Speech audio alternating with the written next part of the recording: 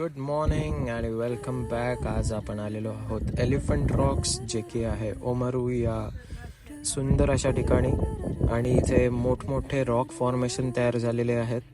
हे खूप हजारो वर्षापूर्वीचे आहेत आणि समोर अशा मस्त बर्फाच्या डोंगरांच्या रांगा दिसतात. तुम्ही बघू शकताय अनेक रॉक तयार झालेले आहेत आणि खूप मोठमोठाले आहेत. इथे क्लाइम्बिंग वगैरेही तुम्ही करू शकता, प्लस फोटोशूटसाठी तर बेस्ट प्लेस आहे. नक्की पहा आणि विसरू नका सबस्क्राईब करायला आणि शेअर करायला. थँक्यू.